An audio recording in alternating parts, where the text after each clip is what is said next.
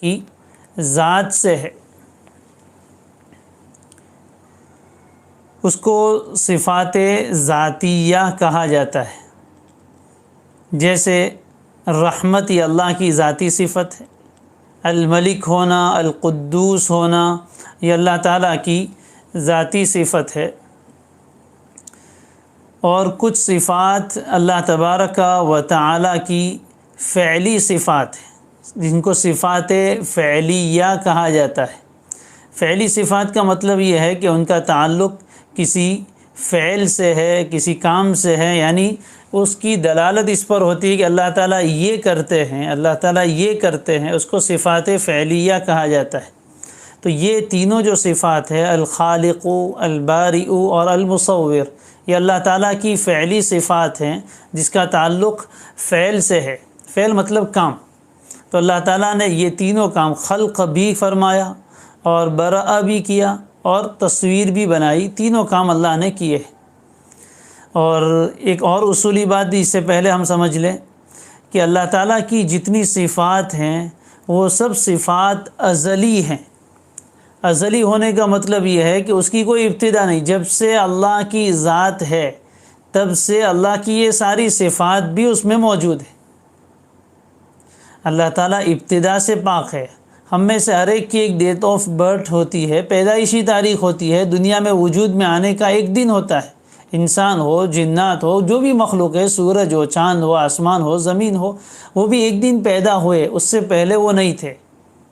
لیکن اللہ تعالیٰ کی ذات ایسی ہے جس پر عدم ہے ہی نہیں، وہ ہمیشہ سے ہے، اس کی ابتدا ہم سوچ ہی نہیں سکتے۔ کوئی وقت ایسا تھا ہی نہیں جب اللہ نہ ہو۔ جب کچھ نہیں تھا تب بھی اللہ ہے، جب کچھ نہیں رہے گا تب بھی اللہ رہے گا۔ تو ازلی بھی ہے اور ابدی بھی ہے۔ اسی طرح اللہ تعالیٰ کی یہ صفات بھی، یہ کمالات اور خوبیاں بھی اس کی ذات کی طرح ازلی ہے۔ جب سے اس کی ذات ہیں تب سے اس کی یہ ساری صفات بھی موجود ہے۔ ایسا نہیں کہ پہلے اس میں یہ صفت نہیں تھی، بعد میں یہ صفت آ گئی۔ جیسے انسانوں میں جو صفات ہوتی ہیں وہ پہلے نہیں ہوتی ہے، پھر وجود میں آتی ہے۔ مثال کے طور پر کوئی آدمی عالم ہے تو عالم ہونا ایک صفت ہے۔ پیدا ہوا تھا تو جاہل تھا، کچھ بھی نہیں جانتا تھا۔ واللہ اخرجکم من بطون امہاتکم لا تعلمون شیئا، ماں کے پیٹ سے اس حال میں آئے تھے کہ کچھ بھی نہیں جانتے تھے، جاہل مطلق تھے۔ لیکن پھر دھیرے دھیرے آگے بڑھتے گئے اور رفتہ رفتہ تھوڑا تھوڑا کر کے مدرسے میں سیکھتے رہے، اسکول میں سیکھتے رہے، یہاں تک کہ ایک مرحلے پر پہنچ کر یہ نام لگا دیا گیا کہ عالم صاحب ہے۔ اب یہ عالم کی صفت لگی۔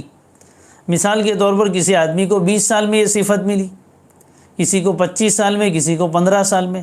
تو یہ صفت ملنے سے پہلے اس میں علم نہیں تھا، اب وہ عالم بن گیا۔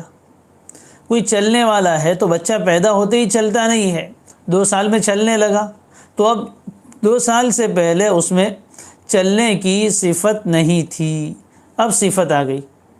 لیکن اللہ تبارک و تعالیٰ کی جتنی صفات ہیں وہ ساری کی ساری صفات ایسی ہیں کہ جس میں ہمیشہ سے ہے۔ وہ ایسا نہیں کہ پہلے نہیں تھی پھر ہوئی۔ جب کوئی مخلوق نہیں تھی تب بھی اللہ خالق تھا، جب کسی کی صورت نہیں بنائی گئی تھی تب بھی اللہ مصور تھا، جب کوئی روزی کھانے والا نہیں تھا تب بھی اللہ رازق تھا۔ اب یہ کیسے؟ تو اس کو بھی سمجھ لیجئے کہ ایک صفت ہوتی ہے ارادے اور فعل کے ساتھ وجود میں آتی ہے، اور ایک کہ پہلے سے اس کی صلاحیت کا موجود ہونا، پہلے سے اس کی صلاحیت کا موجود ہونا، اس کو کہتے ہیں بالقوہ۔ یہ صفت اللہ میں موجود تھی، جب سے اللہ کی ذات ہے تب سے وہ خالق بھی ہے، یعنی پیدا کرنے کی صفت اس میں موجود تھی۔ یہ الگ بات ہے کہ اللہ تعالیٰ نے کسی کو پیدا کرنے کا ارادہ اس وقت نہیں کیا تھا تو دنیا میں کوئی مخلوق نہیں تھی، نہ آسمان، نہ زمین، نہ کوئی اور چیز، لیکن وہ خالق ضرور تھا۔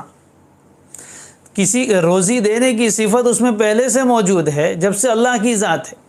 یہ الگ بات ہے کہ کوئی روزی کھانے والا نہیں تھا تو روزی دینے کا ارادہ بھی وجود میں نہیں آیا تھا۔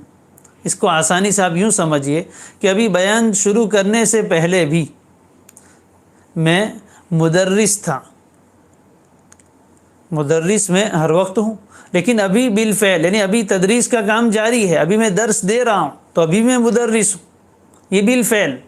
اور جس وقت میں سبق نہیں پڑھا تھا اس وقت بھی مدرس کہا جائے گا، اگرچہ اس وقت میں تدریس کا کام نہیں کر رہا ہوتا ہوں، لیکن تدریس کی صفت موجود ہے. تو اس لیے اللہ تبارک و تعالیٰ کی تمام صفات ازلی ہیں، پہلے سے، جب سے اللہ کی ذات ہے تب سے اللہ کی یہ تمام صفات ہے. ایسا نہیں کہ پیدا کرنے کے بعد وہ خالق بنا، روزی دینے کے بعد وہ رازق بنا، ایسا نہیں ہے. بلکہ جب کوئی مخلوق نہیں تھی تب بھی وہ خالق تھا، جب کوئی روزی کھانے والا نہیں تھا تب بھی وہ رازق تھا. تو اسی طرح اللہ تعالیٰ کی تمام فعلی صفات کو ہمیں سمجھنا ہے، یہ ایک اصولی بات ہے. بہرحال اب آج کے سبق کی طرف آتے ہیں کہ ہم نے 3 ناموں کا انتخاب کیا ہے. نمبر 1 الخالق، نمبر 2 البارئ، نمبر 3 المصور جل جلالہ. یہ 3 مبارک نام ہیں. سب سے پہلے اس کا لغوی معنی سمجھ لیتے ہیں کہ لغت کے اعتبار سے اس کا معنی کیا ہوتا ہے. تو الخالق یہ خلق سے بنا ہے. یہ لفظ بھی ہم اپنی زبان میں استعمال کرتے رہتے، اللہ خالق ہے، مخلوق، خالق، یہ سب لفظ ہم بولتے ہیں اردو زبان میں بھی، لیکن عربی زبان میں خلق کا معنی کیا ہے ایک چیز پہلی سمجھنی ہے. الخالق جو خلق کرنے والا ہے، اس کو عام طور پر ہم ترجمہ کرتے ہیں پیدا کرنے والا. خالق کا ترجمہ کیا کرتے ہیں؟ پیدا کرنے والا. البارئ اس کا ترجمہ کرتے ہیں بالکل ٹھیک پیدا کرنے والا. اور تیسرا مبارک نام ہے المصور، بہترین صورت بنانے والا، شکل و صورت دینے والا. یہ اللہ تعالیٰ کے 3 نام ہیں. الخالق پیدا کرنے والا، البارئ بہترین پیدا کرنے والا، المصور صورتیں اور شکلیں بنانے والا. آپ نے ترجمے سے سمجھ لیا ہوگا کہ تینوں لفظ آپس میں ملتے جلتے ہیں، لیکن لغت کے اعتبار سے اگر آپ اس کا معنی دیکھیں تو خالق خلق سے بنا ہے، اور خلق کے اصل معنی ہے تقدیر، اندازہ لگا لینا. اندازہ لگا لینا، اندازہ بیان کرنا، اس کو کہتے ہیں خلق. تو اللہ خالق ہے، یعنی ہر چیز کا بالکل ٹھیک اندازہ لگانے والا ہے. پھر اس کے بعد البارئ ہے، اندازہ لگایا تو اس کے بعد اس چیز کو وجود میں لے آتا ہے، اور وجود بھی بالکل مناسب اور ٹھیک دیتا ہے. اور پھر جب ایک چیز وجود میں آ گئی تو اب تیسرا کام ہوتا ہے اس کی صورت بنانے کا، اس کو مزین کرنے کا، اس کو خوشنما بنانے کا. تو وہ کام بھی اللہ کرتے. تو 3 صفات الخالق، البارئ اور المصور. ایک مثال سے انشاءاللہ بات سمجھ میں آ جائے گی. پہلے تو ایک چیز اور سمجھ لیں کہ انسان کی عقل اس بات کو تسلیم کرتی ہے، اگر ہم اپنے آپ کو دیکھیں، اپنے آزو بازو رکھی ہوئی چیزوں کو دیکھیں، مکان کو دیکھیں، چھت کو دیکھیں، سامنے رکھے ہوئے ٹیبل کو دیکھیں، یہ موبائل فون کو دیکھیں، تو جتنی بھی موجودات ہیں، جتنی چیزیں موجود ہیں، عقل یہ کہتی ہے کہ اس کا کوئی نہ کوئی موجد ہے، بنانے والا ہے. جتنی مخلوقات ہیں اس کا کوئی نہ کوئی خالق ہے. یہ نہیں ہو سکتا کہ وہ چیز خود بخود وجود میں آ جائے، آٹومیٹک بن جائے، بغیر کسی چیز کے خود ہی وجود میں آ جائے. ایسا نہیں ہوتا. انسان کی عقل تسلیم کرتی ہے کہ جتنی چیزیں موجود ہیں اس کا کوئی بنانے والا ہے.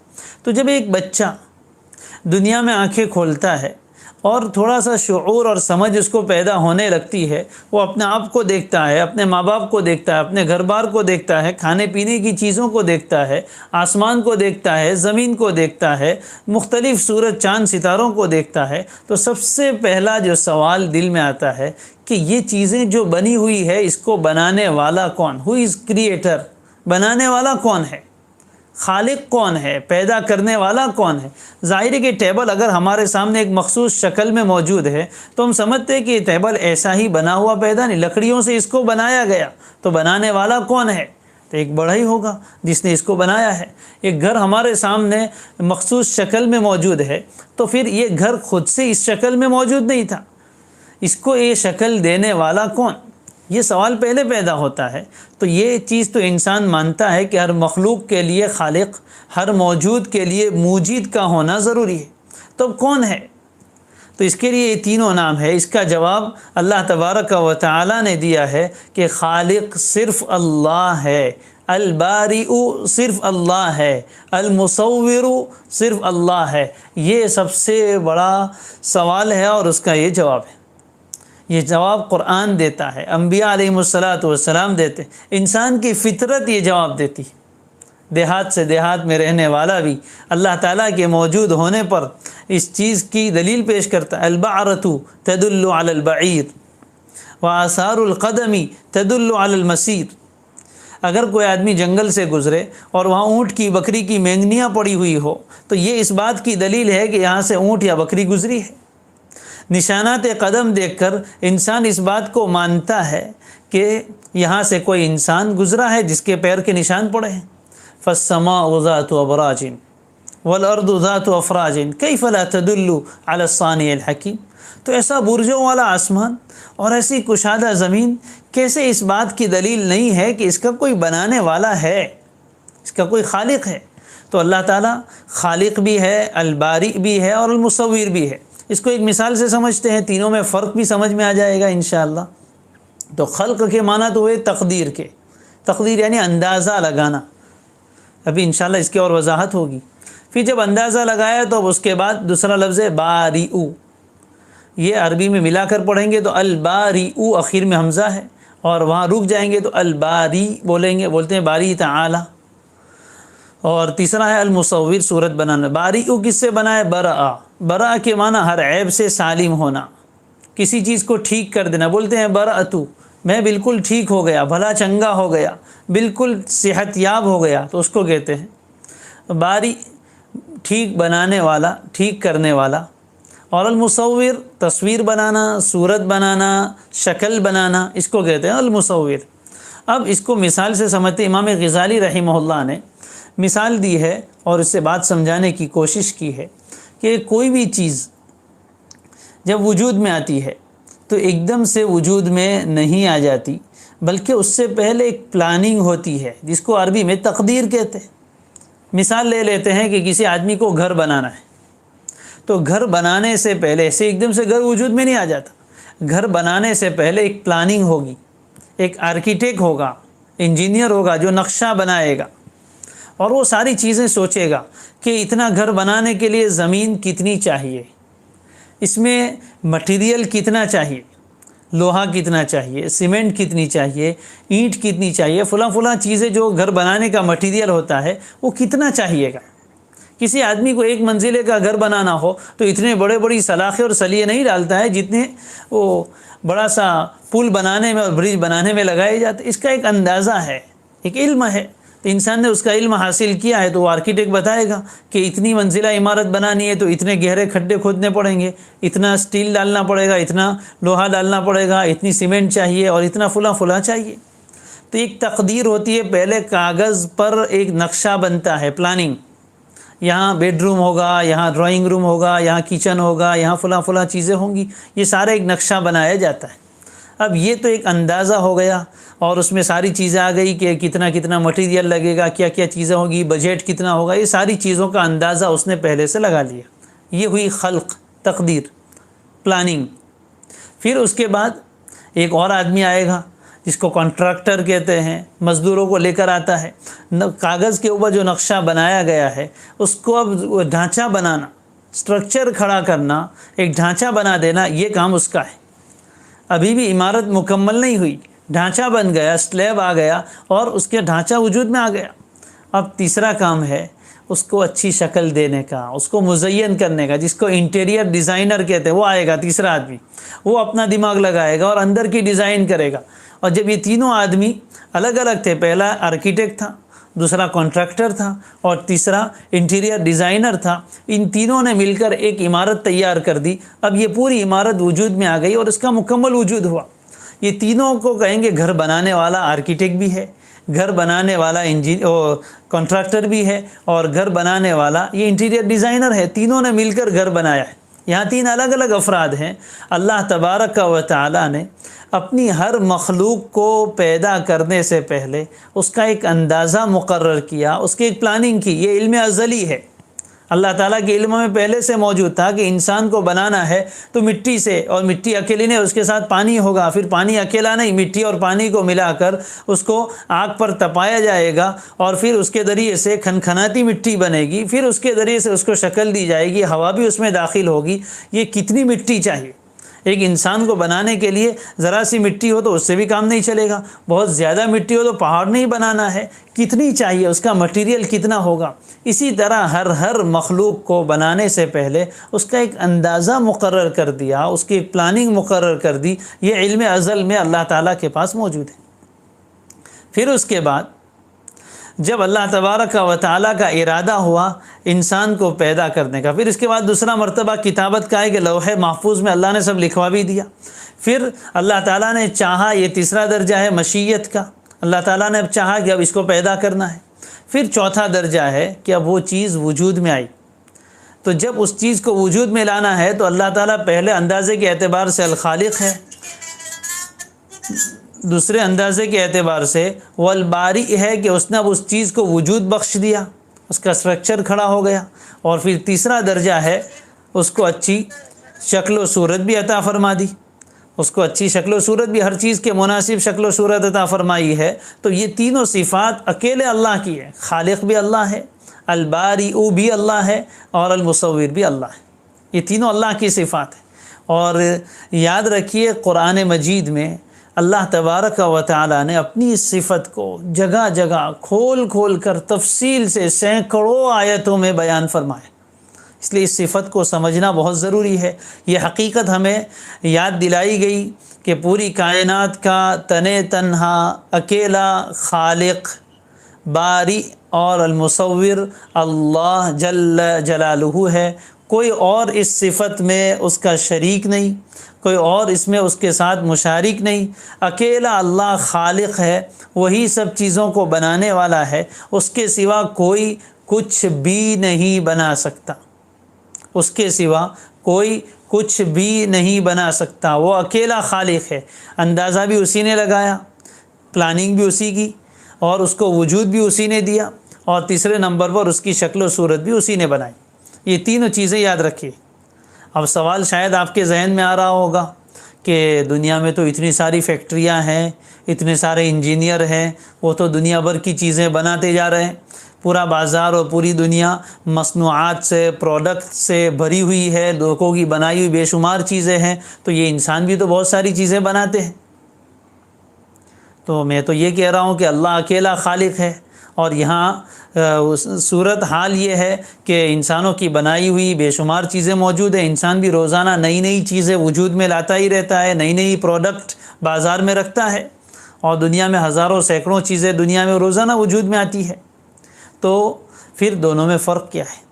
تو اس کو اچھی طرح سمجھ لیجئے کہ ایک ہے اللہ کی تخلیق، یہ صفت خلق میں اللہ کا کوئی شریک نہیں۔ رہی بات انسان کے بنانے کی، تو دونوں میں زمین آسمان کا فرق ہے۔ انسان خالق نہیں ہے، وہ صانع ہے، دونوں میں فرق انشاءاللہ بھی سمجھ میں آئے گا۔ اللہ خالق ہے، انسان خالق نہیں ہے۔ کیا فرق ہے اللہ کی تخلیق میں اور انسانوں کی تخلیق میں؟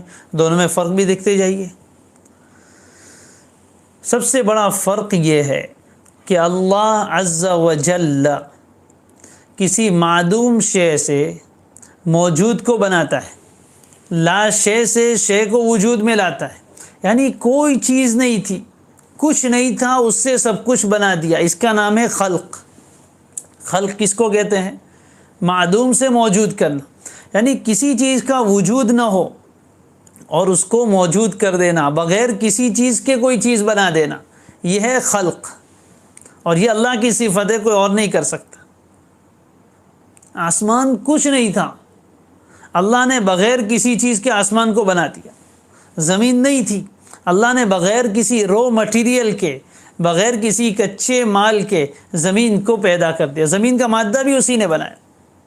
تو خلق اس کو کہتے ہیں، انسان کا کوئی وجود نہیں تھا اور بغیر کسی چیز کے انسان کو بنا دیا۔ تو مادہ تخلیق بھی اسی نے پیدا کی، بغیر کسی چیز کے کسی چیز کو وجود میں لے آنا، اس کو تو کہتے ہیں خلق۔ اور انسان کیا کرتا ہے؟ انسان بہت ساری موجودات کو جمع کر کے ایک معدوم چیز کو وجود میں لاتا ہے۔ بہت ساری چیزیں جو پہلے سے موجود ہوتی ہے، انسان اس کو ملاتا ہے، ان کو جوڑتا ہے اور ان کو جوڑ کے ایک چیز کی وجود لے آتا ہے۔ تو انسان کسی چیز کو تخلیق نہیں کر سکتا، جو اللہ کی بنائی ہوئی چیزیں ہیں اس کی ترکیب کرتا ہے، اس کو جوڑتا ہے، ملاتا ہے اور ایک چیز کی شکل دے دیتا ہے۔ تو انسان کی تخلیق میں اور اللہ کی تخلیق میں بہت فرق ہے۔ انسان کو خالق کہہ ہی نہیں سکتے، خالق تو اللہ ہے جو بغیر کسی چیز کے وجود میں لائے، رو مٹیریل کے بغیر۔ انسان اگر کوئی چیز بنانا چاہے تو اس کو سب سے پہلے رو مٹیریل چاہیے۔ مکان بنانا ہے تو اس کے لیے اس کو ریت اور کنکر پتھر چاہیے، سیمنٹ چاہیے، لوہا چاہیے، لکڑا چاہیے، یہ سب چیزیں ہوں گی تو پھر انسان اس کو ایک خاص ترتیب سے رکھتا چلا جائے گا اور مکان وجود میں آ جائے گا۔ لیکن اگر یہ ساری چیزیں نہ ہو تو انسان مکان نہیں بنا سکتا۔ تو اللہ کی تخلیق میں اور انسانوں کو جو کہتے ہیں کہ اس نے بنایا، دونوں میں فرق ہے۔ اللہ تعالیٰ خالق ہے اور انسان صانع ہے۔ اللہ تعالیٰ چیز کی تخلیق فرماتے ہیں اور انسان ترکیب دیتا ہے، یعنی اس کو جوڑ کر بنا دیتا ہے۔ یہ پہلا فرق ہے۔ تو اللہ تعالیٰ معدوم سے موجود کو بناتے ہیں اور انسان موجودات کو ملا کر کسی معدوم چیز کو وجود میں لے آتا ہے۔ یہ پہلا فرق ہے۔ دوسری چیز، اللہ تعالیٰ نے اپنے خلق اور اپنی صفت خالقیت کے بارے میں قرآن مجید میں بہت زیادہ پردے اٹھائے ہیں۔ یہ پہلی چیز۔ دوسری چیز، چنانچہ قرآن مجید میں اس کے اوپر بھی دلیل ہے۔ هل أتى على الإنسان حين من الدهر لم يكن شيئا مذكورا۔ انسان کے اوپر ایک زمانہ ایسا گزرا ہے کہ وہ کوئی قابل ذکر شے تھا ہی نہیں، کوئی ایسی چیز ہی نہیں تھا جس کا ذکر کیا جا سکے، اس کا نام و نشان نہیں تھا، کچھ بھی نہیں تھا اور اس سے ایسا انسان بنا دیا۔ فرمایا وَقَدْ خَلَقْتُكَ مِن قَبْلُ وَلَمْ تَكُ شَيْئًا۔ حضرت زکریا نے جب دعا کی اپنی اولاد کے لیے اور اللہ تعالیٰ نے بشارت دی تو انہوں نے تعجب کا اظہار کیا کہ اللہ میں بوڑھا ہو گیا، عورت بانجھ ہے، بچہ کیسے ہوگا؟ تو کہا قال کذالک، ایسے ہی ہو جائے گا۔ وقد خلقتک من قبل، اس سے پہلے ہم نے تمہیں بھی تو پیدا کیا ہے، ولم تکو شیئا، جبکہ تم کچھ بھی نہیں تھے۔ لا شے سے ایک شے کو وجود میں لے آتا ہے۔ دوسری بات، اللہ تعالیٰ کی خلق میں کیا ہے؟ اللہ تعالیٰ نے یہ حقیقت ہمارے سامنے قرآن میں بیان فرمائی ہے کہ اللہ کسی ایک دو چیز کا، 2 5 10 ہزار چیزوں کا نہیں، اللہ خالق کل شیء، اللہ ہر چیز کا خالق ہے۔ یعنی کائنات میں اللہ کے سوا جتنی چیزیں ہیں وہ سب کی سب اللہ تعالیٰ کی بنائی ہوئی ہیں، چاہے وہ فرشتے ہوں، چاہے وہ عرش و کرسی ہو، چاہے وہ انسان ہو، جنات ہو، سورج ہو، چاند ہو، ستارے ہو، جمادات ہو، نباتات ہو، جتنی چیزیں ہیں وہ سب کی سب چیزیں اکیلے اللہ نے بنائی۔ اس سے اندازہ لگائیے، ایک انسان 2 5 10 15 چیزیں بنا لے تو لوگ کہتے ہیں اس نے بہت چیزیں بنائی ہیں، تاریخ میں اور ہسٹری میں اس کا نام آتا ہے، اس نے یہ چیز تلاش کی تھی، اس نے یہ چیز تلاش کی تھی، اس نے یہ بنایا، اس نے یہ بنایا۔ اللہ کون ہے؟ خالق کل شیء، بلا استثناء، کسی چیز کا استثناء نہیں، ہر چیز کو بنانے والا۔ اب اللہ کی کائنات میں غور کیجئے، جتنا کچھ دکھائی دیتا ہے اپنے آپ میں غور کیجئے، اپنے آزو بازو کے انسانوں میں غور کیجئے، اپنے آزو بازو کی چیزوں میں، نیچے سے لے کر اوپر تک، اوپر سے نیچے تک، دائیں سے بائیں اور آگے پیچھے سب چیزوں کو دیکھ جائیے۔ سب چیز کا تنے تنہا وہ اکیلا خالق ہے۔ کتنی عظمت دل میں آئے گی، اس کی قوت کیسی، اتنی بڑی چیز کو بنانے کے لیے قوت بھی تو اتنی چاہیے، اس کا علم کیسا، اتنی چیزوں کو بنانے کے لیے علم بھی چاہیے، پھر حکمت بھی اس کی کیسی۔ یہ ساری صفات اس میں آپ کو سمجھ میں انشاءاللہ آتی چلی جائے گی۔ تو ہر چیز اس کی مخلوق ہے اور ہر چیز کو اس نے اپنے سامنے جھکایا ہے کہ ہر چیز اپنے وجود میں اللہ کی محتاج ہے۔ اگر اللہ نہ چاہے تو وہ چیز وجود میں ہی نہیں آ سکتی۔ اللہ خالق کل شیء فاعبدوہ، اللہ ہر چیز کا خالق ہے، لہذا تم اسی کی عبادت کرو، اسی کے سامنے جھکو۔ یہ دوسری چیز۔ تیسری چیز، اللہ نے جو اپنی خلق کی صفت سے پردہ اٹھایا ہے اور انسانوں کے اور اللہ کے بنانے میں جو فرق ہے، وہ ایک فرق یہ بھی ہے کہ کسی بھی ذی روح کو، کسی بھی روح والی مخلوق کو بنانا یہ صرف اللہ کا خاصہ ہے، کسی اور کا خاصہ نہیں۔ صرف اللہ کی یہ خصوصیت ہے کہ وہ روح والی چیزوں کو بناتا ہے۔ آج انسانیت بہت زیادہ ترقی کر چکی، سائنس اور ٹیکنالوجی بہت آگے بڑھ چکے ہیں، بہت دنیا میں مختلف چیزیں انسان بنا رہا ہے اور اپنی اس صفت کا اور اپنی صلاحیتوں کا وہ مظاہرہ کر رہا ہے، ایک سے بڑھ کر ایک چیزیں دنیا میں وجود میں آ رہی ہے، لیکن آج تک انسان ایک ایسی چیز نہیں بنا سکا جس میں روح ہو۔ روح، زیرو کس کو کہتے ہیں؟ جو اپنے آپ کا بھی ادراک کرے، اپنے آپ کو بھی سمجھے، اپنے آزو بازو کی چیزوں کا بھی ادراک کرے، اس کو کہتے ہیں روح والی چیز۔ ایسی کوئی چیز مخلوق نہیں بنا سکتی، صرف اللہ ہی بناتے، یہ اللہ کا خاصہ ہے۔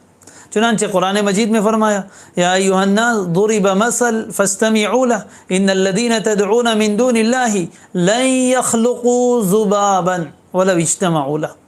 اللہ کو چھوڑ کر جن جن چیزوں کو یہ پکارتے ہیں عبادت کے لیے، ان میں سے کوئی بھی ہے، یہ سب کے سب مل کر لن يخلقوا ذبابا، ایک مکھی بھی ہرگز پیدا نہیں کر سکیں گے۔ آئندہ کے لیے بھی چیلنج ہے، وَلَوْ اجْتَمَعُوا لَهُ، اگر سب کے سب جمع ہو جائے تب بھی ایک ذی روح چیز نہیں بنا سکتے۔ یہ اللہ کا خاصہ ہے۔ انسان نے بڑے بڑے ہوائی جہاز بنائے، بڑی بڑی آبدوزیں بنائی، بڑی بڑی سٹیمریں بنائی، پہاڑوں جیسی کشتیاں بنائے اور سمندروں میں چلاتے ہیں، بڑی بڑی ریلوے ٹرینیں بنائی اور سمندر کے اوپر پل بچھا دیے اور پتہ نہیں کیا کیا بڑے بڑے ٹاور بنائے، لیکن آج تک انسانیت ایک چھوٹی سے چھوٹی مخلوق مکھی اور مچھر کو پیدا کرنے سے عاجز ہے۔ یہ صرف اللہ کا خاصہ ہے۔ اللہ تعالیٰ کی صفت خلق میں ایک اور عجیب چیز یہ ہے کہ اللہ کی تخلیق اور اس کا پیدا کرنا آنن فانن ہو جاتا ہے، کن فیکون، بس یوں کہتا ہے کہ ہو جا اور وہ ہو جاتا ہے۔ انسانوں کی تخلیق ایسی نہیں ہے، وہ ایک آرڈر سے کسی چیز کو بناتے، اس میں ایک وقت لگتا ہے، تدریج ہوتی ہے، کئی وقت لگتا ہے تب جا کر وہ چیز وجود میں آتی ہے۔ لیکن اللہ کا معاملہ کیسا ہے؟ بس وہ کن کہتا ہے اور وہ چیز ہو جاتی ہے۔ ان مثل عیسی عند اللہ کمثل آدم خلقہ من تراب ثم قال له کن فیکون۔ حضرت عیسیٰ کو مٹی سے بنایا، حضرت آدم کو مٹی سے بنایا اور پھر کہا کن ہو جا، فیکون، فوراً ہو جاتا ہے۔ تو یہ صرف اللہ تعالیٰ کی صفت ہے کہ وہ کن فیکون کا مالک ہے، وہ کہتا ہے ہو جا تو ہو جاتا ہے، ختم۔ انسانوں میں یہ چیز نہیں ہے۔ اللہ تعالیٰ نے اپنی خلق کے بارے میں ایک اور چیز بھی بیان فرمائی کہ اس نے ایسی بڑی بڑی مخلوقات بنائی اور بناتا چلا جا رہا ہے، لیکن اتنی سب چیزوں کو بنانے کے بعد نہ اس کو تھکان ہوتی ہے، نہ وہ عاجز ہوتا ہے، نہ تھکتا ہے۔ چنانچہ قرآن مجید میں فرمایا وَلَقَدْ خَلَقْنَا السَّمَاوَاتِ وَالْأَرْضَ، اللہ نے آسمان بنائے، زمین بنائی، وَمَا بَيْنَهُمَا، آسمان و زمین کے درمیان کی ساری چیزیں بنائی، وَمَا مَسَّنَا مِن لُغُوبٍ، اور ہمیں کوئی تھکان نہیں ہوئی۔ انسان تھوڑا سا بڑا کام کر لے تھک جاتا ہے، عورت گھر میں کھانا پکائے تھک جاتی ہے، مزدور اپنی فیکٹری میں کچھ چیز بنا لے تھک جاتا ہے، لیکن اللہ عز و جل اتنی بڑی بڑی مخلوقات کو بنانے کے بعد بھی ذرہ برابر ان سے متاثر نہیں۔ افعینا بالخلق الاول، کیا پہلی مرتبہ پیدا کر کے ہم تھک گئے، عاجز ہو گئے کہ اب دوبارہ نہیں پیدا کر سکیں گے؟ اس کی قدرت میں کوئی کمی نہیں اور اس کو ان سب چیزوں سے کوئی سروکار نہیں، نہ تھکان ہوتی ہے نہ کچھ وہ عاجز ہوتا ہے۔ ایک اور فرق ہے اللہ کی اور مخلوق کی تخلیق میں، اللہ کی ذات ایسی ہے جو چاہے بنا دے، یخلق ما یشاء، جو چاہتا ہے وہ بنا دیتا ہے، کوئی رکاوٹ نہیں۔ وہ جس کسی چیز کو پیدا کرنے کا ارادہ کرے فوراً وہ چیز وجود میں آ جاتی ہے، کوئی چیز اس کے راستے میں رکاوٹ نہیں۔ انسانوں کا معاملہ ایسا نہیں کہ جو چاہے بنا دے، انسانوں کا دائرہ بہت محدود ہے، ترکیب کا بھی، جوڑنے کا بھی، جوڑ کے بھی ہر وہ چیز جو انسان چاہتا ہے وہ نہیں بنا سکتا۔ لیکن اللہ کی ذات کیسی ہے؟ جو چاہے بنا دے، کوئی رکاوٹ نہیں۔ یخلق ما یشاء واللہ علی کل شیء قدیر، ہر چیز پر پوری قدرت رکھنے والا ہے۔ پھر ایک اور چیز یہ ہے کہ اللہ تبارک و تعالی جو بھی چیز پیدا کرتے ہیں کیف متفق، الٹپ نہیں ہو جاتی بس جو چاہے جیسا چاہے الٹا سیدھا بنا دیا، نہیں، اس کی ہر مخلوق میں ایک لگا بندہ نظام ہے، اس کے اندر حکمتیں کار فرما ہے، بہت گہرائی کے ساتھ اس چیز کو وجود دیا گیا ہے، پوری کائنات کے ساری مخلوقات آپس میں ایک دوسرے کے ساتھ کنیکٹڈ ہے، اگرچہ ہمیں بظاہر دور دور نظر آتے لیکن ہر ایک دوسرے کے ساتھ جڑا ہوا ہے، اٹریکشن ہے، زمین کا آسمان کے ساتھ، آسمان کا زمین کے ساتھ کنیکشن ہے، سورج اور چاند اوپر ہے لیکن سمندر کے ساتھ اس کا کنیکشن ہے، اور سورج اور چاند اوپر چلے ہم سمجھتے ہیں کہ صرف گرمی پھینکتے اور وہ روشنی دیتے ہیں، نہیں، کھیتیوں کے نکلنے میں اس کا دخل ہے، پھلوں کے پکنے میں اس کا دخل ہے، پھلوں کے بڑا ہونے میں اس کا دخل ہے، ہر چیز کے ساتھ یہ ایک لگا بندھا نظام ہے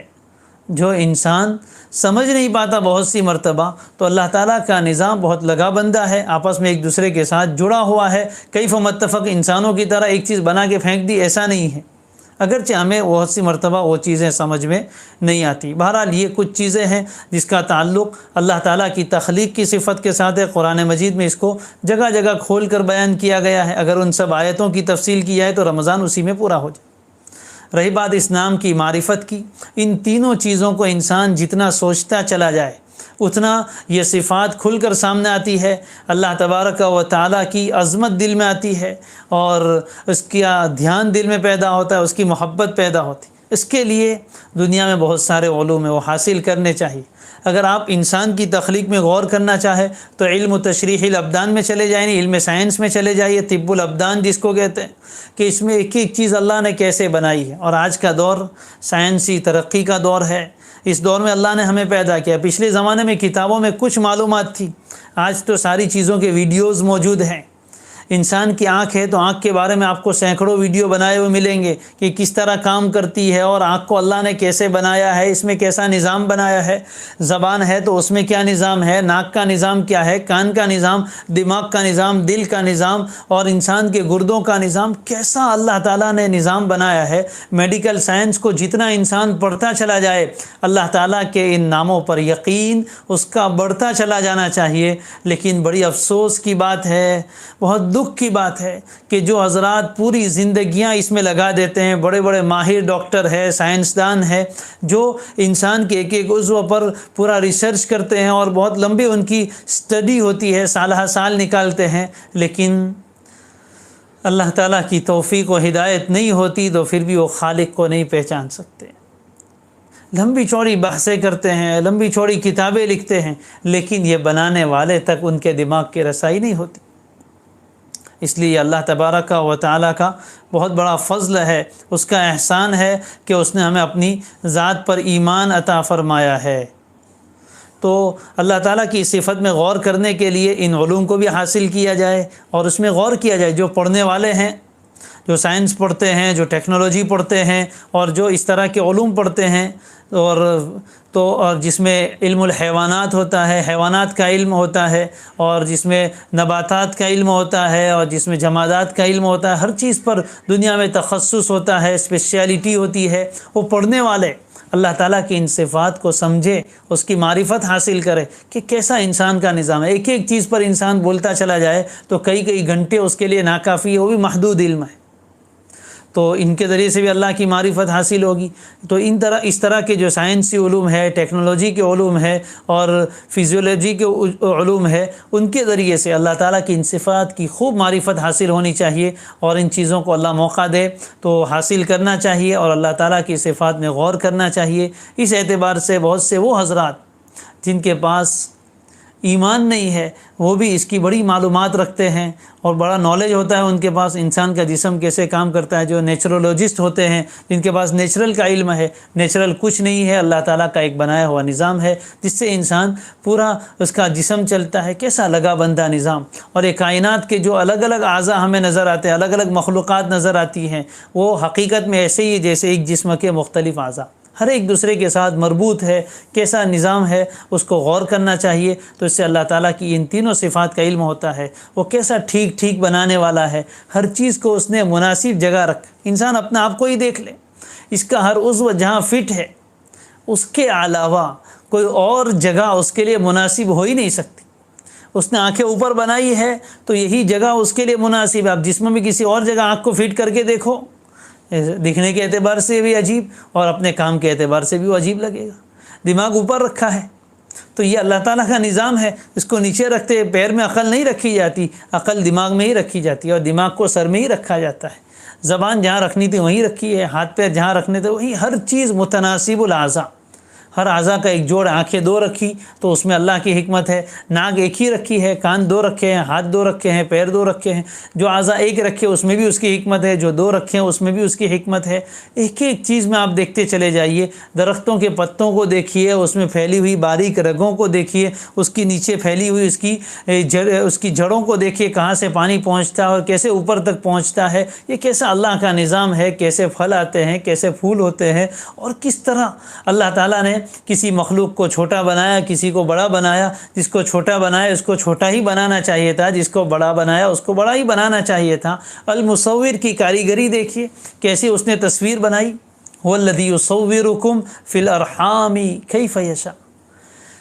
تصویر کے اعتبار سے اللہ کے نام المصور میں اگر غور کریں گے آپ تو کائنات کی تمام جتنی جن سے الگ الگ صورتیں بنائی، پہاڑوں کی شکل و صورت الگ ہے، دریا کی الگ ہے، درختوں کی الگ ہے، انسانوں کی الگ ہے، جانوروں کی الگ ہے، کتے کی الگ ہے، بلی کی الگ ہے، گھوڑے گدھے کی الگ ہے، اور اسی طرح جتنی مخلوقات ہیں سب کی الگ الگ صورتیں بنائی۔ پھر ایک ہی جنس انسان ہے تو کچھ مردوں کی شکلیں الگ بنائی، عورتوں کی شکلیں الگ بنائی۔ پھر مرد ہیں تو دنیا میں کروڑوں کی تعداد میں ہے، لیکن کوئی پورے طور پر ایک جیسا نہیں ہے، ہر ایک کی صورت میں الگ الگ اللہ نے تنوع رکھا ہے۔ ایک ہی ماں کے پیٹ سے پیدا ہونے والے 10 بچے ہیں، 10 کی شکل و صورتیں الگ الگ ہے۔ ارے ٹوینس جو پیدا ہوتے اس میں بھی کچھ نہ کچھ اللہ تعالیٰ نے الگ رکھا ہوتا ہے، جس کو دیکھ کر انسان پہچانتا ہے۔ تو کیسی صورت، کیسے رنگ روپ الگ بنائے۔ اور پھر دنیا میں انسان جو تصویر بناتا ہے اس کے لیے اس کو ایک تو کوئی یا تو کاغذ چاہیے، یا کوئی کینواس کپڑا چاہیے، یا کوئی لکڑا چاہیے، یا کوئی تختہ چاہیے جس پر وہ تصویر بناتا ہے، اس کے لیے کوئی مادہ چاہیے جس کے ذریعے سے وہ تصویر بناتا ہے، کچھ برش چاہیے، کچھ کلر چاہیے، وغیرہ وغیرہ۔ اللہ تبارک کوئی مصور پانی کے اوپر تصویر نہیں بنا سکتا، کوئی مصور زمین و آسمان کے بیچ میں ادھر تصویر نہیں بنا سکتا، لیکن اللہ تبارک و تعالیٰ نے انسانوں کی یہ صورتیں جو بنائی ہے وہ پانی پر بنائی، نطفے سے انسان کو بنایا ہے، اور کوئی وہاں ہارڈنیس نہیں ہے، ماں کے پیٹ میں پانی کے درمیان میں وہ بچہ گھومتا رہتا ہے اور وہاں اللہ تعالیٰ اس کی صورت بناتے۔ اگر دنیا میں آنکھ کا آپریشن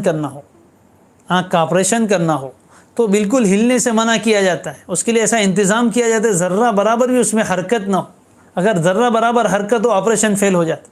اللہ تعالیٰ نے جب اس آنکھ کو بنایا تو ماں کبھی جھکتی تھی کبھی اٹھتی تھی، اس کے پیٹ میں بچہ گھومتا تھا، اس کو تو پتہ بھی نہیں تھا کہ ابھی بچے کی آنکھیں بند رہی۔ کیسی تصویر اس نے بنائی، کیسی صورت بنائی، ہر چیز کی بہترین صورت، جس کو دیکھ کر انسان حیران ہو جاتا ہے، کیسا رنگ، کیسا روپ۔ لقد خلقنا الانسان فی احسن تقویم، اور اس میں بھی کائنات کی مخلوقات میں انسان کو اپنی تخلیق کا شاہکار بنایا، اپنی تخلیق کا عجوبہ ہے، احسن تقویم، بہترین سانچے میں اس کو ڈھالا ہے، کیسا اس کا سٹرکچر بنایا، کیسا وجود دیا۔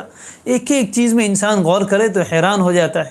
المصور جل جلالہ کی کاریگری ہے جو کیسی کیسی صورتیں بناتا ہے۔ درخت دیکھے تو ہر درخت کی الگ شکل، پتوں کی الگ شکل، اس کے رنگ الگ۔ اگر مخلوقات کو دیکھیں، مچھروں کی الگ الگ شکلیں، تتلیوں کی الگ الگ شکلیں، کیسی کیسی مخلوقات۔ پھلوں کو دیکھیں، اس کے رنگ روپ الگ، کیسی اللہ کی تصویر گری ہے۔ پھر ایک اور عجیب چیز کہ دنیا میں کوئی بھی تصویر بنانے والا اندھیرے میں تصویر نہیں بنا سکتا۔ یہ موبائل سے تصویریں لی جاتی ہے، وہ تصویر گری حقیقت میں نہیں ہے، وہ تو صرف ایک عکس کھینچا جاتا ہے، لیکن اس کے لیے بھی لائٹ چاہیے، فلیش لائٹ ہوتی ہے، انسان اندھیرے میں تصویر نہیں آتی۔ لیکن اللہ تعالیٰ نے انسان کو بنایا تو فی بطون امہاتکم، 3 اندھیروں میں انسان کو بناتا ہے، کوئی لائٹ کا انتظام نہیں، کوئی روشنی کا انتظام نہیں، ایسی جگہ اللہ تعالیٰ انسان کی صورت بناتا ہے، وہ کیسا ہے۔ بہرحال تو یہ اللہ تبارک و تعالیٰ کی 3 صفات ہیں، الخالق، البارئ اور المصور۔ اس کی معرفت میں زیادہ نہیں بول سکا، اور کتنا ہی کہا جائے وہ کم ہے، کچھ اشارات کیے ہیں، اب ہمارا کام ہے کہ ہم اس کو غور و فکر کر کے بڑھائیں۔ چنانچہ اب آگے ایک اور 2 باتیں ذکر کرنی ہے کہ اللہ تعالیٰ نے یہ تخلیق کا جو ایسا نظام بنایا یہ بے مقصد نہیں ہے، یہ بے مقصد نہیں ہے، یقیناً اس کا ایک بہت بڑا مقصد ہے۔ قرآن مجید نے اس مقصد کو بیان فرمایا کہ معرفت، عبادت اور امتحان، یہ 3 مقصد ہے، مختصر میں ذکر کر رہا ہوں۔ پہلا مقصد معرفت، کنت کنزا مخفیہ فاحببت ان اعرف فخلقت الخلق۔ اللہ حدیث قدسی ہے، میں ایک چھپا ہوا خزانہ تھا، میں نے اس بات کو پسند کیا کہ میں پہچانا جاؤں، تو میں نے مخلوق کو پیدا کیا اور میری مخلوق کے ذریعے سے بندے مجھے پہچانتے ہیں۔ تو اللہ تعالیٰ کی صفت خلق کا ایک بنیادی مقصد ہے کہ اللہ کی معرفت حاصل ہو، اس کی پہچان ہو۔ نمبر 2، ما خلقت الجن والانس الا لیعبدون، اسی لیے پیدا کیا ہے کہ عبادت کریں ہم، بندگی اس کی جائے۔ اور پھر امتحان کے لیے، الذی خلق الموت والحیات لیبلوکم ایکم احسن عملا، امتحان کے لیے ساری چیزیں بنائی ہے، انسان کو سمجھ دی ہے اور پھر دونوں راستے دکھائے ہیں اور امتحان ہے۔ ما خلقت ھذا باطلا، آسمان و زمین میں غور کرنے کے بعد جو غور کرنے والے عقل مند لوگ ہیں ان کی زبان سے بے ساختہ نکلتا ہے، ربنا ما خلقت ھذا باطلا، اے ہمارے رب، آپ نے یہ آسمان و زمین کا نظام بے مقصد، باطل اور بیکار پیدا نہیں کیا، اس کا ایک مقصد ہے، اللہ کی معرفت اور امتحان اور عبادت، یہ اس کا مقصد ہے۔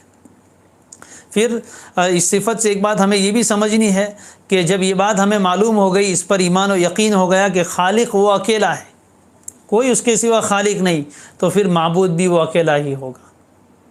یہ دعوت ہے قرآن کی، میں مختصر ذکر کر رہا ہوں اشارتاً۔ خالق جب وہ اکیلا ہے تو معبود بھی وہی ہوگا، جو پیدا نہیں کر سکتا، جو خالق نہیں ہے وہ معبود بھی نہیں بن سکتا۔ والذین یدعون من دون اللہ لا یخلقون شیئا وهم یخلقون اموات غیر احیاء افمن یخلق کمن لا یخلق۔ ایک طرف تو وہ ہے جو سب کچھ پیدا کرتا ہے اور ایک طرف وہ ہے جو کچھ بھی پیدا نہیں کرتے، کیا دونوں برابر ہو سکتے؟ افمن یخلق کمن لا یخلق افلا تذکرون، ارے کچھ تو سمجھو۔ اللہ کو چھوڑ کر جن کی لوگ عبادت کرتے ہیں انہوں نے کچھ بھی پیدا نہیں کیا، بلکہ وہ خود پیدا کیے گئے، اللہ کی مخلوق ہے وہ، تو مخلوق ہے وہ کیسے معبود ہو سکتی ہے؟ اکیلا اللہ خالق۔ ھذا خلق اللہ فارونی ماذا خلق الذین من دونہ خلق السماوات بغیر عمد ترونہا، آسمان پیدا کیے بغیر ستون کے، والقى فی الارض رواسی، زمین میں مضبوط پہاڑ نصب کر دیے تاکہ زمین ہلے نہیں، وبث فیہا من کل دابہ، ہر طرح کی جاندار چیزیں زمین پر پھیلا دی۔ یہ سب اللہ تعالیٰ کی تخلیق ہے، اللہ کی پیدا کی ہوئی مخلوق ہے۔ فارونی، مجھے دکھاؤ تو صحیح کہ اللہ کے سوا کسی نے کیا بنایا۔ ارے ایک سیل نہیں بنا سکتے، خون کا ایک قطرہ اللہ کی قسم نہیں بنا سکتے، ایک زیرو مچھر اور مکھی نہیں بنا سکتے۔ فارونی ماذا خلق الذین من دونی، اللہ کے سوا جن کی عبادت کر رہے، جن کو بڑا سمجھ رہے، انہوں نے کیا بنایا؟ کچھ بھی نہیں، تو پھر ان کی عبادت کیسے؟ تو جب خالق وہ اکیلا ہے تو پھر عبادت بھی اسی کی اکیلے کی ہوگی اور کسی کی نہیں ہوگی۔ آگے ایک اور چیز قرآن مجید نے بیان فرمائی اس صفت کے تعلق سے کہ اللہ نے بار بار ہمیں دعوت دی ہے کہ آسمان و زمین کی، رات و دن کی تخلیق میں اللہ تعالیٰ کی صفت خلق میں غور و فکر کی دعوت دی۔ ان فی خلق السماوات والارض واختلاف اللیل والنہار لآیات لأولی الالباب، آسمان و زمین کے پیدا کرنے میں، رات کے بعد دن اور دن کے بعد رات کو لانے میں بڑی نشانیاں ہیں اللہ کی قدرت کی، لیکن کن کے لیے؟ لأولی الالباب، عقل مندوں کے لیے۔ کون عقل مند؟ اللہ کی نظر میں الذین یذکرون اللہ قیاما وقعودا وعلی جنوبہم، جو اللہ کا ذکر کرتے ہی رہتے ہیں، کھڑے ہوں تب بھی، بیٹھے ہوں تب بھی، لیٹے ہوں تب بھی۔ وَيَتَفَكَّرُونَ فِي خَلْقِ السَّمَاوَاتِ وَالْأَرْضِ، اور وہ غور و فکر کرتے ہیں آسمانوں اور زمین کے بنانے میں، آسمان و زمین کیسے بنائے اس میں بھی غور کرتے ہیں اور اس کے مقصد میں بھی غور کرتے ہیں کہ کیوں بنائے۔ آج دنیا کے لوگ جو سائنسدان ہیں وہ آسمان و زمین کیسے بنے اور کس طرح بنے اس میں تو بہت غور کرتے ہیں، یہاں تک کہ پیمانے ناپ لیے، زمین سے سورج تک کا فاصلہ کتنا، یہ سب کچھ ناپ لیا، سورج زمین سے کتنا بڑا ہے، بہت غور کرتے ہیں۔ لیکن کیوں کیا گیا، یہ کیوں پر غور نہیں کرتے۔ اللہ کے نیک بندے، عقل مند لوگ اس پر بھی غور کرتے ہیں کہ کیوں کیا، آسمان و زمین کیوں بنائے، رات کے بعد دن کیوں، دن کے بعد رات کیوں۔ جب یہ غور کرتے ہیں تو پھر ان کے دل سے آواز آتی ہے ربنا ما خلقت ھذا باطلا، اے ہمارے رب، آپ نے ان چیزوں کو بیکار پیدا نہیں کیا، اس لیے ہمیں بھی چاہیے کہ ہم دن رات میں کچھ وقت نکال کر اللہ کی مخلوقات میں غور و فکر کریں، کیسے اللہ نے بنایا۔ فتبارک اللہ احسن الخالقین، اللہ بڑا بابرکت ہے جو احسن الخالقین ہے، پیدا کرنے والوں میں سب سے خوبصورت پیدا کرنے والا۔ ذرا انسانوں کی شکلیں انسان دیکھے تو حیران، کیسے کیسے ایک سے بڑھ کر ایک خوبصورت۔ جانوروں میں دیکھے تو ایک سے بڑھ کر ایک، چڑیا کنگ فشر کو دیکھیں تو اس کا رنگ کیسا، تتلی کو دیکھے تو انسان حیران۔ غور و فکر کرے اور اس پر ایمان لائے کہ پیدا کرنے والا اللہ ہی ہے، اس کے سوا کوئی پیدا نہیں کر سکتا۔ اس نے یہ سب کائنات بے مقصد نہیں بنائی، اس کے پیچھے ایک مقصد ہے۔ پھر ایک دو باتیں اور اہم ذکر کرنا ہے کہ جب ہم نے مان لیا کہ ہمارا بھی اور اس پوری کائنات کا خالق اللہ ہے، تو پھر اپنے آپ کو کیسے یوز کرنا ہے، اپنے آپ کو کیسے استعمال کرنا ہے، یہ ہدایات، یہ انٹروڈکشن بھی ہمیں اللہ تعالیٰ سے ہی لینا ہے۔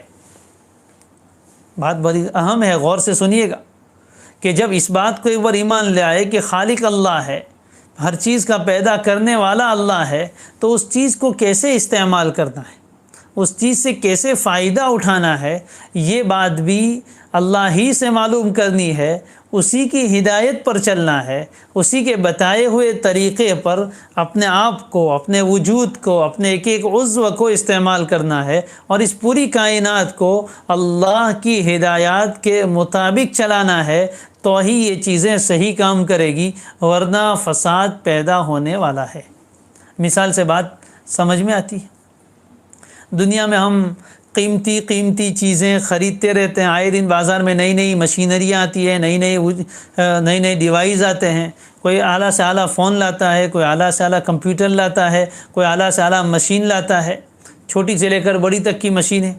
جب آپ کوئی اعلیٰ کمپنی کی کوئی برانڈیڈ چیز خریدتے ہیں تو پھر اس کو استعمال کرنے کے لیے آپ کس سے پوچھتے ہیں؟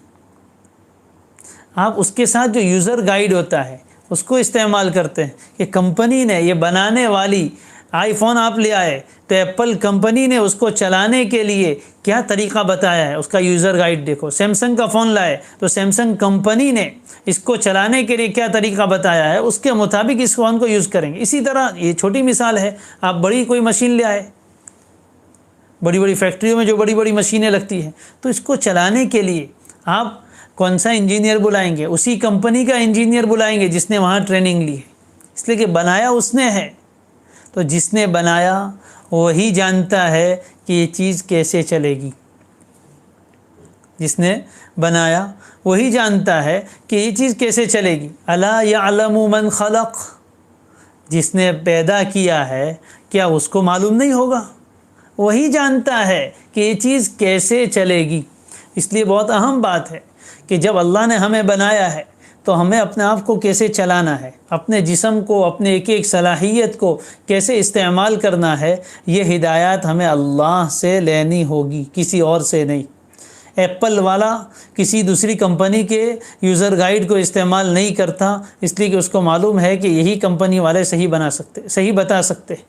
اسی طرح جب ہمیں اللہ نے بنایا ہے تو ہمیں استعمال کرنے کا صحیح طریقہ بھی اللہ نے ہی بتایا ہے، لہذا اسی سے وہ طریقہ لینا ہے اور اسی کے مطابق ہمیں اپنے آپ کو استعمال کرنا ہے، تو ہم ٹھیک چلیں گے، ہمارے آزو بازو سارے اچھی چیزیں وجود میں آئے گی، ورنہ اگر اس کے خلاف ہوا تو پھر ساری چیزیں بگڑتی چلی جائے گی، نقصان پیدا ہوتے چلے جائیں گے، فساد پیدا ہو جائیں گے۔ ظہر الفساد فی البر والبحر بما کسبت ایدی الناس، بر و بحر میں، خشکی اور سمندر میں جتنا فساد نظر آیا ہے وہ سب ظاہر ہوا ہے، کیوں؟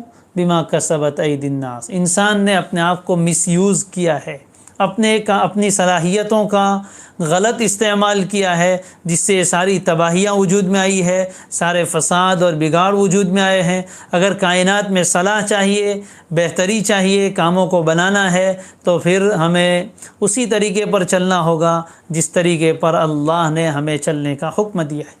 اور جب کبھی کچھ گڑبڑی ہو جائے تو رجوع اسی کی طرف کرنا ہوگا، اسی کے پاس جانا ہوگا، وہی اس کو ٹھیک کر سکتا ہے، کوئی اور نہیں کر سکتا۔ اس کی بھی مثال لے لیجئے، آپ ہیوندائی کی کار استعمال کرتے ہیں، اگر وہ خراب ہو جائے تو آپ ماروتی کے شو روم میں اور ورک شاپ پہ نہیں لے جاتے، ہیوندائی کے شو روم میں لے جائیں گے۔ آپ ٹویوٹا کی گاڑی استعمال کرتے ہیں، اگر اس میں کوئی خرابی آ جائے، اس کی سروس کے لیے، اس کی ریپیئرنگ کے لیے راستے پہ چلتے میکینک کو آپ نہیں دکھاتے، اسی کمپنی کے ورک شاپ پر آپ لے جائیں گے اور وہاں لے جا کر اس کو ٹھیک کروائیں گے، اس لیے کہ وہی اس کو ٹھیک کر سکتے ہیں، انہی کے پاس اس کا پورا سسٹم ہے، انہی کے پاس اس کی پوری معلومات ہے۔ اسی طرح انسان اگر بگڑ جائے تو اس کو بھی اپنے آپ کو ٹھیک کرانے کے لیے کسی اور کے پاس جانے کی ضرورت نہیں ہے، اپنے خالق و مالک کے پاس جائے، اس لیے کہ اسی نے بنایا ہے، وہی ٹھیک کر سکتا ہے، وہی اس کی اصلاح کر سکتا ہے۔